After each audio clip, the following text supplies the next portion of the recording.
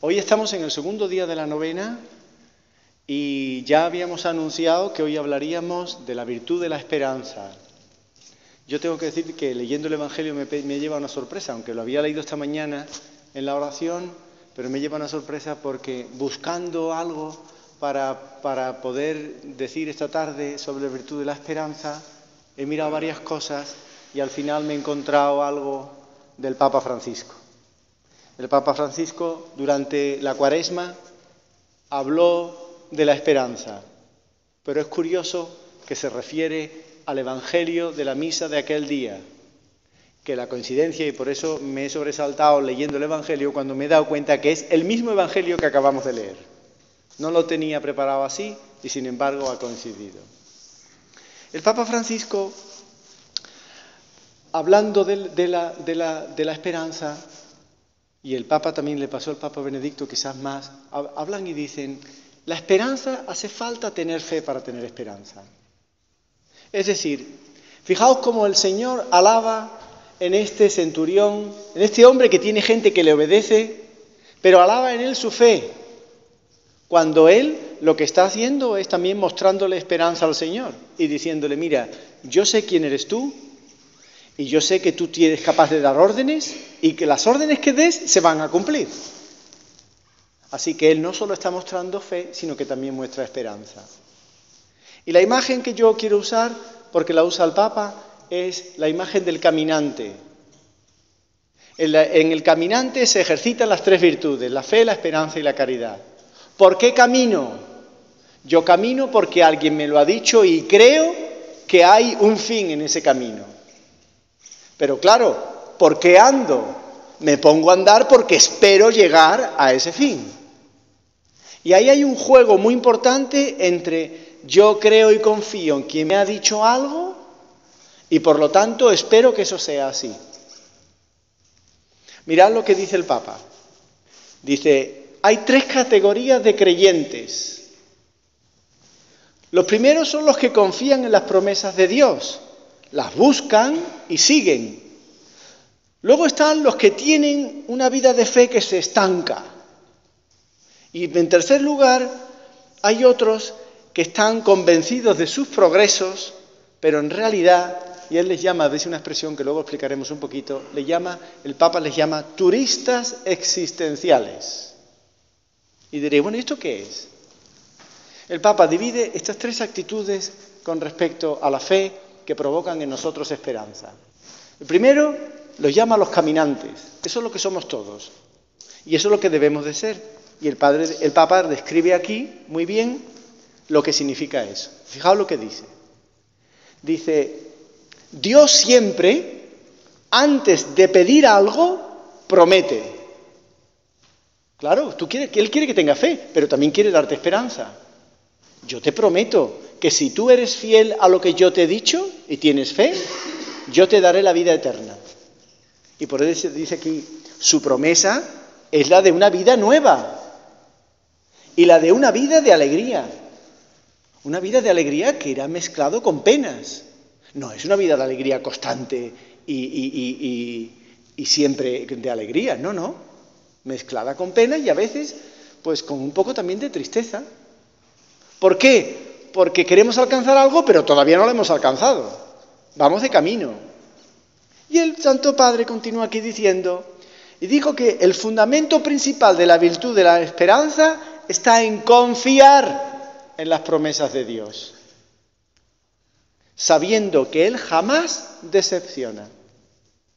Y esto sí que es una cosa importante. A veces los hombres nos cuesta trabajo tener esperanza porque hemos experimentado la decepción de alguien que nos ha engañado, de alguien que no ha sido fiel. Y entonces pensamos y decimos, ¿será verdad lo que me está diciendo? Y faltamos a la fe.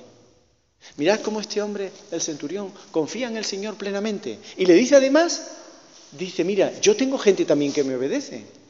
Y como que tú tienes poder y que eres el Hijo de Dios, yo sé que si tú mandas algo, eso se va a cumplir. Eso no solo demuestra fe en que cree que Jesucristo es el Hijo de Dios, sino que también muestra esperanza. Yo sé que si tú dices que mi siervo se cure, se curará. Y además, fijaos qué bonito, él ha salido de su casa a encontrarse con Jesucristo para pedirle algo. El Señor, con mucha frecuencia en el Evangelio, le pregunta a las personas que le piden un favor: ¿tú crees que yo puedo hacerlo? Les está pidiendo que hagan un acto de fe. Y ellos le dicen: sí, creo. Y además podían decir: y además espero que lo hagas, porque mi fe me provoca esperanza. Y ahora aquí el Papa habla de otra actitud curiosa que tenemos también los caminantes, y dice que es la tentación de detenerse. Vamos andando en el camino y a veces nos cansamos, nos aburrimos. Yo diría que esta actitud le llamo el segundo, lo primero le hemos llamado los caminantes, a esta segunda actitud le llamamos los detenidos. Los detenidos son con bastante frecuencia personas que tienen actitudes pasotas. Pasotas de decir: yo paso, ¿para qué voy a seguir andando? Si total, no sé si voy a llegar. Y dice aquí el Papa: tenemos la tentación de detenernos, tantos cristianos detenidos, tenemos tantos detrás que tienen una esperanza débil. Sí, creen que existe el cielo y creen que todo irá bien. Está bien que lo crean, pero no lo buscan.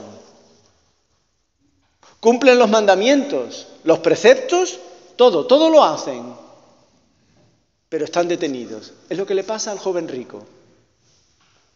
Se acerca al Señor y quiere la vida eterna. Muy bien, tiene esperanza, quiere ir hacia el final. Eso es lo que nos mueve. Pero el Señor le dice: de acuerdo, pues mira, para continuar moviéndote en este camino, tienes que ir, venderlo todo y entonces darlo a los pobres. Luego ven y me sigues. ¡Ay, eso ya es demasiado! Me pides mucho. Me quedo donde estoy. Y dice el Evangelio que se fue triste. Porque en el momento en el que ya no me queda esperanza, en el momento en el que estoy detenido, probablemente aquello me provoca una actitud de tristeza. Y dice el Santo Padre: sí, creen, pero están detenidos. El Señor no puede hacer de ellos levadura de su pueblo porque no caminan, y esto es un problema. Los detenidos.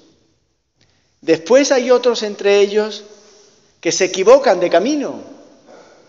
Todos nosotros alguna vez nos hemos equivocado. Pero esto no es el problema. El problema no es equivocarse. El problema no es que tú vayas andando y quieres llegar al final y te equivocas.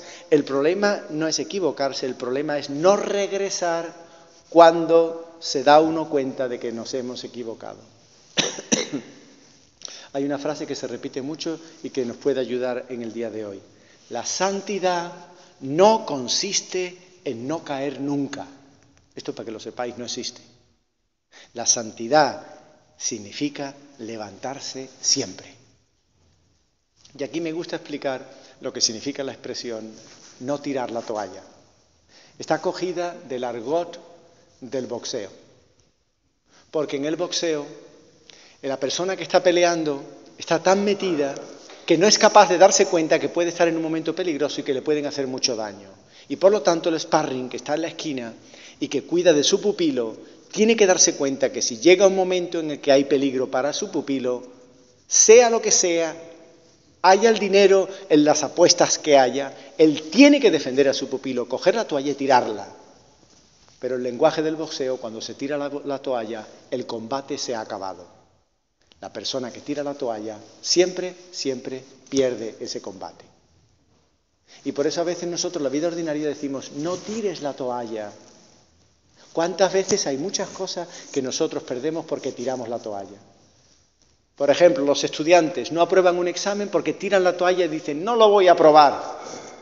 La persona que está intentando hacer un ejercicio dice: no lo voy a conseguir. La persona que está en una prueba deportiva, que quiere alcanzar una meta, que quiere ganar una carrera, que quiere ganar un partido, un futbolista que quiere meter un gol, pero tira una y otra vez y no entra, y entonces dices: no lo voy a conseguir. O el matrimonio que tiene un problema y dicen: es que esto es imposible, no lo voy a conseguir. La desesperanza lo hunde todo, sino que se lo pregunten a Judas. Había cometido un pecado muy gordo, había traicionado a Jesucristo por 30 monedas de plata. Pero Pedro también había cometido otro pecado muy grande. La diferencia entre los dos es que Judas se desesperó y Pedro no. Pedro fue, pidió perdón y dice el Evangelio que lloró amargamente. Si Judas hubiese ido a pedir perdón, Jesucristo lo hubiese perdonado. ¿Cómo no? No hay pecado que Jesús no pueda perdonar. El pecado contra el Espíritu Santo no es un pecado especial, es el pecado de la persona que no quiere pedir perdón. Si no pides perdón, no se te puede perdonar. Pero si pides perdón, siempre se te perdona. Por último, tenemos los errantes, y este es el modelo que cree, que sigue la fe y que hace todo bien. Son cristianos que están pagados de sí mismos, que se creen muy buenos, pero el problema, ¿sabéis cuál es?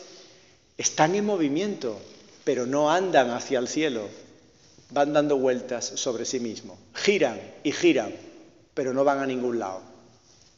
Y eso es muy peligroso, dice el Papa.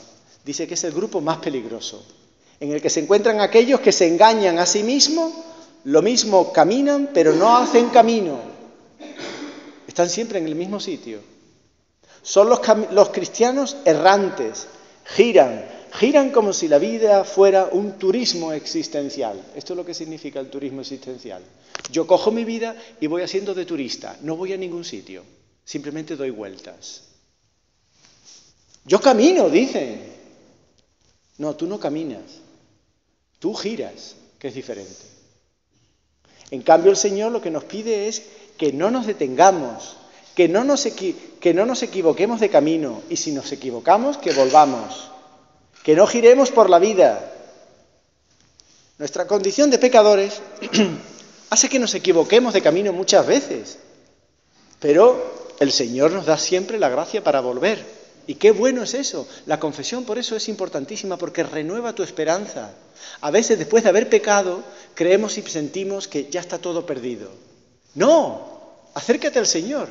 El Señor no solo tiene poder para perdonarlo todo, sino que tiene poder para devolverte la esperanza y decir, venga, empieza otra vez. Y salimos del confesionario reconfortados. Salimos del confesionario, como dice mucha gente, ¿qué peso me he quitado de encima? Quiero acabar con una pequeña historia. Es una historia de unos niños que encontraron en el campo un águila que estaba herida. El águila era una águila grande, fuerte. Y la llevaron a su casa, la curaron, pero al tiempo, viendo que se podía escapar, le pusieron una cadena. Estaba puesto en una especie de una pequeña rama para que se agarrara, y allí le ponían la comida. Y esa águila, muchas veces, inmediatamente cuando se despertó, cuando creyó que ya estaba fuerte, intentó salir a volar. Pero la cadena dio de sí hasta lo que podía y tiró de ellas al suelo. Se quedó confundida y el águila lo intentó otra vez. Y lo intentó una y otra vez, y lo intentó miles de veces, lo intentó millones de veces. Y no pudo. Hasta que llegó un momento en el que el águila dijo, esto no se puede, así que ya no voy a volverla a intentar. Poco se dio cuenta el águila que de tanto y tanto intentarlo y de los eslabones de haber tirado uno del otro, se habían ido debilitando y estaban dos de ellos tan débiles que solo necesitaban un intento más y la cadena se hubiese roto y el águila hubiese recobrado su libertad. Pero el águila perdió su esperanza y dijo, no vale la pena. Y murió de vieja, agarrada a una cadena que podía haber roto si no hubiese perdido la esperanza. Intentadlo siempre. Y sabéis que además hay salvación cuando nosotros morimos intentándolo. El Señor no nos pide que tengamos resultados. El Señor nos pide que luchemos hasta el final. Porque el que lucha hasta el final gana la batalla. Acabo con estas palabras del Papa. El Adviento es un tiempo hermoso para preguntarnos, ¿estoy en camino? ¿O estoy demasiado quieto? O si me he equivocado de camino, pero ve a confesarte y retoma el camino. Y las palabras de San José María, yo soy un pecador que ama a Jesucristo, de verdad. Así que, Señor, conviérteme. María, tú eres un ejemplo de esperanza. Allí al pie de la cruz todo estaba perdido, o así parecía. Y sin embargo tú allí te mantuviste y durante los 3 días esperaste hasta que tu Hijo resucitó. ¡Qué alegría! ¡Qué gozo! ¡Qué maravilla poder abrazar a Jesucristo resucitado y decirle, Hijo mío, has muerto, pero has vuelto a la vida. No teníamos la esperanza de esperar, y esperando siempre, siempre, siempre el Señor cumple sus promesas. Que así sea.